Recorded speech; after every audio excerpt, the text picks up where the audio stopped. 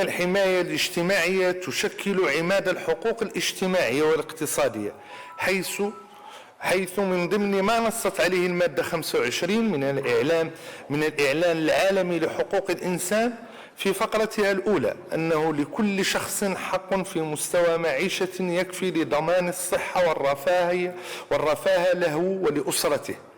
وخاصة على صعيد المأكل والملبس والمسكن والعناية الطبية وصعيد الخدمات الاجتماعية الضرورية.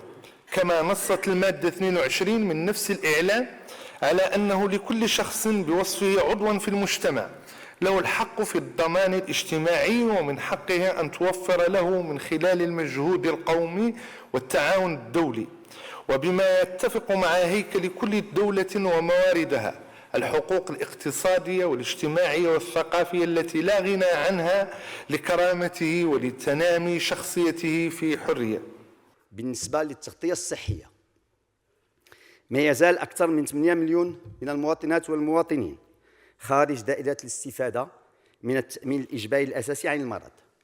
إما لعدم تسجيلهم في منظومة التأمين تقريبا 5 ملايين، أو لوجودهم حتى وإن كانوا مسجلين في وضعية الحقوق المغلقة سكون أبل لي دغوا فيرمي 3.5 مليون.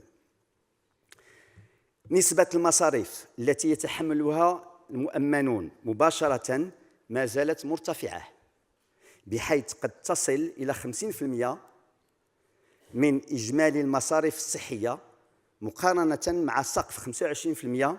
الذي توصي به منظمة الصحة العالمية وكذا البنك الدولي،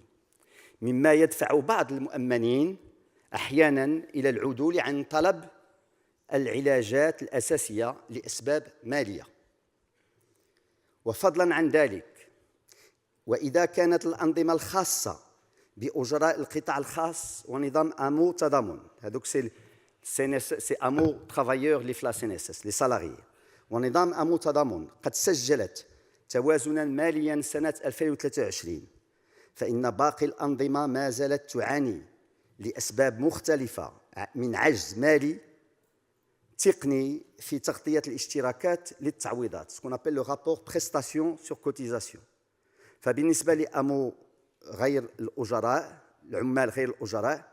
تتصل 172%، أما بالنسبة لأمو القطاع العام 121%، مما يؤثر على آجال تعويض المؤمنين وأداء المستحقات لمقدمي الخدمات الصحية. شكل إذن القانون الإطار الحضور الكريم ذات الصلة لبنة أساسية وخطوة مهمة لبناء نظام للحماية الاجتماعية وتكريس فعلية هذا الحق. كما قلت، يتابع المجلس منذ 2021 من خلال تقاريره السنوية والموضوعاتية مدى إعمال هذا الإصلاح المهيكل الذي سيدخل هذه السنة المراحل الأخيرة لأجرأته، أو خاصة أركانه الأربعة التي يحددها القانون الإطار، منها تعميم التأمين الإجباري الأساسي على المرض، تعميم التعويضات العائلية، توسيع الانخراط في أنظمة التقاعد، وتعميم الاستفادة من التعويض من فقدان الشغل. إذا كنا نسجل بإيجابية التقدم المحرز في إنجاز هذا الورش على مستوى تطور عدد من المستفيدين من مختلف البرامج، مجلس يتوقف عند مجموعة من التحديات التي سجلناها عبر الرصد اليومي أو عبر الشكايات التي نتوصل بها خلال هذه السنوات الأربع الماضية. أولهما التحدي المرتبط بالتسجيل في السجل الوطني للسكان والسجل الاجتماعي الموحد، حيث أدى تأخر تسجيل مواطنين بجعلهم خارج دائرة المستفيدين من برامج الدعم الاجتماعي المباشر. وربما نحن، وهذا كذلك أقترحه على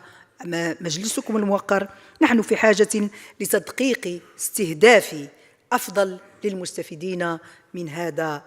البرنامج. ثانيهما استكمال الانتقال من نظام رميد إلى النظام التأمين الإجباري. سجلنا عدم استفادات مواطنين من التغطية الصحية الإجبارية بسبب عدم تحويلهم من نظام الرميد إلى نظام التأمين الإجباري عن المرض، بسبب أحياناً عدم استكمال الوثائق، أحياناً أخرى لإلزامهم بأداء جزء من المساهمة في نظام التغطية الصحية الخاص بهم. وربما نحن كذلك ومجلس المستشارين يمكن أن يقدم دعماً في هذا الموضوع بحاجة لمسطرة طعون من طرف المستفيدين لنتمكن من استكمال انخراطهم ودعم مسار الهدف الأساسي: تعميم التأمين الإجباري لكل المغاربة.